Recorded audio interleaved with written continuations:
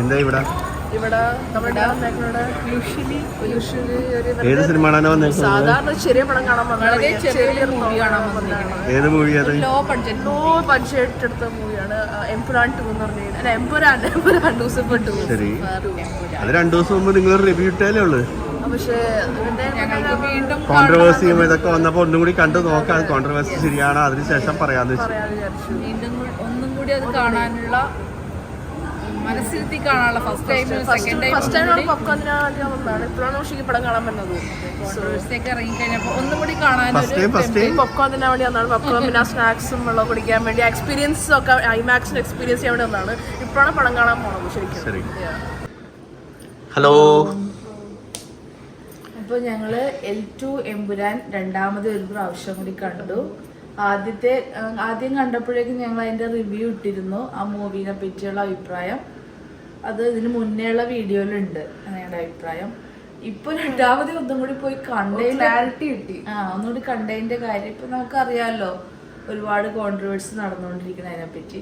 ഒന്നും കൂടി അതെന്താണെന്ന് ഒരു ക്ലാരിറ്റി കിട്ടാനാണ് രണ്ടാമത് വീണ്ടും പോയി കണ്ടത് ഞങ്ങള്. ഇപ്പോഴാണ് കോൺട്രവേഴ്സി എന്താന്ന് മനസ്സിലായത്. അത് ശരിക്കും പറഞ്ഞാല് ഞങ്ങൾക്ക് തോന്നിയത് എന്താന്ന് വെച്ചാല് അത്രയ്ക്ക് അങ്ങോട്ട് വലിയ ഭൂകമ്പം ആക്കേണ്ട ഒരു ആവശ്യമൊന്നും ആ മൂവിയിൽ ഇല്ല. നമ്മളിപ്പോ ഒരു മൂവി കണ്ട് മൂവിയുടെ സ്റ്റൈലിൽ നമ്മൾ കണ്ടു കഴിഞ്ഞാല് അതിനകത്ത് ഒരു പ്രശ്നവും ഇല്ല. രാഷ്ട്രീയത്തിന്റെ വഴി മറ്റുള്ള കുറച്ച് ആ ഒരു ഫസ്റ്റത്തെ ഒരു അരമണിക്കൂറത്തെ സീനൊക്കെ പറയുന്നുണ്ടല്ലോ, അതൊക്കെ എല്ലാ മൂവിയിലും ഉണ്ടാവുന്നതാണ്. അതൊരു മൂവിയിൽ വന്ന പല ഒരു സ്റ്റോറി ബേസ് ആയിട്ടുള്ള കാര്യങ്ങളാണ്, കണ്ടിന്യൂസ് ആയി പോകേണ്ടതായിട്ടുള്ള ഒരു സ്റ്റോറിയുടെ ഭാഗമായിട്ട് ആദ്യം അത് കാണിക്കുന്നു. നല്ലൊരു മലയാളം മൂവി പുറത്തുള്ള ഒരു മൂവിയുടെ ഒരു ഇന്റർനാഷണൽ സ്റ്റൈലിലെ മൂവിയുടെ അത്ര കടപ്പ് പിടിക്കണ രീതിയിലേക്ക് പൊങ്ങി വന്നിരിക്കണ ഒരു മൂവി എന്തിനാണാവോ ഇത്ര പ്രശ്നങ്ങൾ പറഞ്ഞ ആ മൂവിനെ നശിപ്പിക്കണേന്ന് മനസ്സിലാവുന്നില്ല അല്ലേ? മൂവി മേക്കിംഗ് അതൊരു വേൾഡ് ക്ലാസ് മൂവിയുടെ കാറ്റഗറിയിൽ ഇതിലെടുത്തു കഴിഞ്ഞാൽ ഇതിന്റെ ഫുൾ മേക്കിംഗ് ഓസമാണ്. ഒരു ഹോളിവുഡ് മൂവിയുടെ ആ സ്റ്റാൻഡേർഡിൽ നിൽക്കേണ്ട story telling, camera, visuals, acting എല്ലാം ആ ക്ലാസ്സിലാണ്, ഒരു ഹോളിവുഡ് ക്ലാസ്സിലാണ് പോയിരിക്കണം. ബോളിവുഡ് ഒന്നും കൂടി പറയാൻ പറ്റില്ല, മസാല ഇല്ല അതിനകത്ത്. അത് നല്ല നീറ്റായിട്ട് പോയിട്ടുണ്ട്. ഈ മ്യൂസിലൊക്കെ കാണുമ്പോൾ നമ്മൾ അറിയണത് ഇതിന്റെ അകത്ത് എന്താണെന്ന് ചോദിച്ചു കഴിഞ്ഞാൽ അത് ഇങ്ങനെ കുത്തി നോക്കിക്കഴിഞ്ഞാൽ എല്ലാ മൂവിയിലും കുറച്ചുണ്ടാവും അത്. പക്ഷെ അതൊക്കെ ഇത്ര വലിയ മൂവിയുടെ സ്പിരിറ്റിൽ എടുത്തു കഴിഞ്ഞാൽ ഇറ്റ്സ് ഓക്കെ.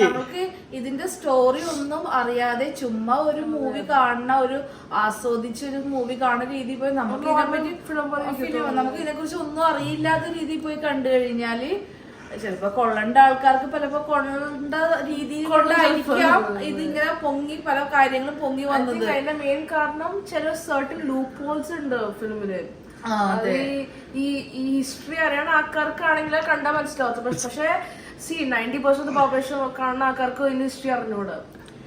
അതൊന്ന്. പിന്നെ അതിൽ ഉപയോഗിച്ചിരിക്കുന്ന ഡയലോഗ്സ് പലരും പറഞ്ഞിട്ടുണ്ട് ലൈവ് സിനാരിയിൽ. അതാണ് കുറച്ച് പ്രോബ്ലം ആവുന്നത്. പല ഡയലോഗ്സും സ്ഥലങ്ങള് പല ഇൻസ്റ്റൻസ് ആയിട്ട് അത് മാച്ച് ആവുന്നുണ്ട്. പ്രത്യേകിച്ച് ഡയലോഗ്സ് ഈ മാച്ച് ആവുന്നുണ്ട്. നമ്മൾ അങ്ങനെയൊക്കെ ഡോട്ട്സ് കണക്ട് ചെയ്ത് കഴിഞ്ഞാൽ കോൺട്രവേഴ്സി ആണിത്. പക്ഷെ അത് എന്റെ അഭിപ്രായത്തിൽ അത് സെൻസർ ബോർഡാണെന്ന് തീരുമാനിക്കേണ്ടായിരുന്നത്. ഏതൊരു ഫിലിമിന് സെൻസർ ബോർഡാണ് സ്ക്രീനിങ്ങിന് റൈറ്റ് ഉള്ളത്. അവർക്കത് പ്രശ്നമില്ല. അവര് പറഞ്ഞു ഇത് ഓക്കെ ടു വാച്ച് എന്ന് പറഞ്ഞാൽ പിന്നെ ആക്ടറിനെയും ഡയറക്ടറിനെയും സ്റ്റോറി റൈറ്ററിനെയും പീനലൈസ് ചെയ്യേണ്ട ആവശ്യമില്ലെന്ന് പറയുള്ളൂ. There are some people who will say, "Yo, ഇത് ചീത്ത കാര്യം നല്ല കാര്യം സംസാരിക്കുന്നൊക്കെ പറയും." പക്ഷെ all those are the guys actually creating issue. ചിലപ്പോ ഒരു പക്ഷെ ചെറിയ വാക്കുകൾ അതിനകത്ത് ചിലപ്പോൾ രാഷ്ട്രീയമായിട്ട് കണക്ട് ചെയ്ത് വന്നിട്ടുണ്ടാവും. പക്ഷെ നമ്മൾ സാധാരണക്കാരായ ആൾക്കാർ ഒരു മൂവി കാണുമ്പോൾ ആ മൂവിയുടെ സ്പിരിറ്റിൽ എടുത്തു കഴിഞ്ഞിട്ടുണ്ടെങ്കിൽ ഈ പറഞ്ഞ രാഷ്ട്രീയമോ മറ്റുള്ള സെൻസർ ബോർഡ് കട്ട് ചെയ്യേണ്ട സീനുകൾ സെൻസർ ബോർഡ് കട്ട് ചെയ്യാം. സെൻസർ ബോർഡിനോടാ ചോദിക്കേണ്ടത് നിങ്ങൾ ഇത് എങ്ങനെ അലൗ ചെയ്തെന്ന്. അത് ചോദിക്കാൻ ആർക്കും ധൈര്യമില്ല. അതൊന്നും ഇല്ലാത്ത രീതിയിൽ ഈ മൂവി ഫസ്റ്റ് റിലീസ് ചെയ്ത് അതിനുശേഷം വന്ന ഇഷ്യൂനെ പറ്റി ഇനി പറഞ്ഞിട്ട്. പക്ഷെ ഇത് ഒരു കാര്യമുണ്ട്, ഇവര് നന്നായിട്ട് കാശുണ്ടാക്കാനുള്ള ഒരു അവസരം ഉണ്ടാക്കിക്കൊടുത്തു ഈ കോൺട്രവേഴ്സി. കാരണം ഇത് മൺഡേ മുതൽ അല്ലെങ്കിൽ തേഴ്സ്ഡേ മുതൽ ഇത് 17 സീൻസ് കട്ട് ചെയ്യുമെന്ന് പറഞ്ഞപ്പോൾ അത് എന്താണെന്ന് കട്ട് ചെയ്യുന്നതിന് മുമ്പേ കാണാൻ വേണ്ടി ആൾക്കാർ ധൃതിയായി. അതിനുവേണ്ടി ഇവര് എക്സ്ട്രാ ഷോസ് ഇട്ട് കൊടുത്ത് ക്രൗഡിനെ നിയന്ത്രിക്കാൻ. അപ്പൊ എന്താണ്, പ്രൊഡ്യൂസേഴ്സിന് അയാളുടെ റിട്ടേൺ തിരിച്ചു കിട്ടി വിത്ത് അഡീഷണൽ പ്രോഫിറ്റ് എന്ന് തന്നെ പറയാ. വി ക്രിയേറ്റഡ് എ സീൻ അല്ലെ, വി ക്രിയേറ്റഡ് സിനാരിയോ ഉണ്ടാക്കി, ഒരു ഇതുണ്ടാക്കി കൊടുത്ത്, അതെ, ഇതിനെ ഹിറ്റാക്കി കൊടുത്തു ഒന്നും കൂടി. അതെ, ഇതൊക്കെ എല്ലാം ബിസിനസ് അല്ലേ. അപ്പൊ ഇതെല്ലാം ബിസിനസ്സാണ്, മാർക്കറ്റിംഗിലാണ് ഏതൊരു ബിസിനസ്സും വിജയിക്കുന്നത്. നമ്മൾ തന്നെ മാർക്കറ്റിംഗ് ചെയ്ത് കൊടുത്തത് ശരിക്കും അങ്ങോട്ട്. നമ്മൾ ഫസ്റ്റ് കാണുമ്പോൾ നമുക്ക് ഇതിനെ കുറിച്ച് രാഷ്ട്രീയം ഒന്നും ചിന്തിക്കാത്ത രീതിയിൽ നമ്മളൊരു ജസ്റ്റ് ഒരു മൂവി ആസ്വദിക്കാൻ പോണെയാണ്. ആ രീതിയിൽ കണ്ടാൽ ഞങ്ങൾക്ക് ഈ പറഞ്ഞ പ്രശ്നങ്ങളേ ഇല്ല ഒന്നും. രണ്ടാമത് നാട്ടിൽ ഈ പ്രശ്നങ്ങളെല്ലാം നടക്കണ കണ്ടപ്പോഴാണ് ഒന്നും കൂടി ഒന്ന് കാണാലോ എന്ന് പറഞ്ഞു പോയി കണ്ടപ്പോ അങ്ങനെ ചിന്തിച്ച് കാണുമ്പോഴേക്കും ചിലപ്പോ ഒരുപക്ഷെ എന്തെങ്കിലുമൊക്കെ നമുക്ക് മനസ്സിൽ തങ്ങാം. അതല്ലാതെ അതിനകത്ത് അതൊരു ഫിലിം അല്ലേ, ഇത് ഫിലിമിന്റെ രീതിയിൽ എടുക്കുക. അതെ, ഇപ്പോഴും മലയാളികൾ അത് കാണുമ്പോൾ എഴുന്നേറ്റ് കൈയടിക്കുന്ന തിയേറ്ററിൽ അതാണ് ഞങ്ങൾ കണ്ടുകൊണ്ടിരിക്കുന്നത്. അപ്പൊ ഇത്രയധികം കോൺട്രവേഴ്സി ഉണ്ട്, അതാണ് ഇതാണെന്ന് പറയുന്നതല്ല കാണുന്നത്. കാണികൾ എഴുന്നേറ്റ് കൈയടിക്കുന്നു. ഞങ്ങളിപ്പോ ഇവിടെ കണ്ടത് സിംഗപ്പൂരിലാണ്. അപ്പൊ അവിടെ മോഹൻലാലും ആണെങ്കിലും പൃഥ്വിരാജ് വരുമ്പോഴും ഭയങ്കര കയ്യടിയോടെയാണ് പൃഥ്വിരാജിനെ ഭയങ്കരമായിട്ട് ചെയ്താണ് ആ മൂവി. അങ്ങനെ അതാണ് സാധാരണക്കാരെ മനസ്സിലത് പ്രശ്നമില്ല പലരുടെയും. ചില വിഭാഗം ആൾക്കാര് നമുക്ക് അത് മൈൻഡില് അവർക്ക് രാഷ്ട്രീയം കയറിയതുകൊണ്ടായിരിക്കാം.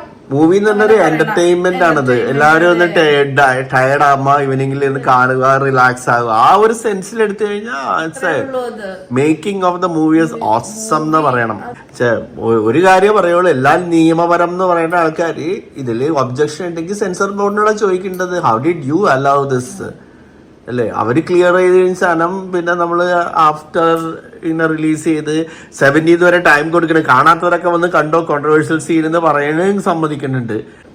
വയലൻസ് ആർന്ന് ഇഷ്യൂ എങ്കിൽ ഇതിലും വയലന്റ് ആയ പടമാണ് ഇപ്പൊ അടുത്ത് വന്നു പോയത്. നമ്മളെ പേര് പറയുന്നില്ല, അതിലും മോശമായ വയലൻസ് ആണ് വന്നു പോയത്. അത് കണ്ടാൽ തന്നെ അവർക്ക് എന്തിനാ ഇങ്ങനത്തെ പടമൊക്കെ പിടിക്കണെന്ന് ചോദിക്കും. വയലൻസ് ഇപ്പൊ അടുത്ത് വന്ന് ഹിറ്റായി പോയ പടം ഇത്. അതുമായിട്ട് നോക്കുമ്പോ ഇതൊന്നുമല്ല. ഇതിനകത്ത് കാണിക്കുന്ന ഒരു സീൻ അത് പറയുന്നുണ്ടല്ലോ, ഫസ്റ്റത്തെ അരമണിക്കൂറിലെ ആ ഒരു സീൻ ഇത്തിരി ബുദ്ധിമുട്ടുള്ള സീനാണത്. അതിന്റെ 10 ഇരട്ടി മോശമാർന്ന് അന്ന്. ലാസ്റ്റ് 1 whole year ഇങ്ങനത്തെ സീരീസ് ഓഫ് വയലന്റ് പടമൊക്കെ ഇറങ്ങണേന്ന് അതൊക്കെ പിന്നെ ഇത്ര ഹിറ്റായ പടം discussion. Okay, thank you, by.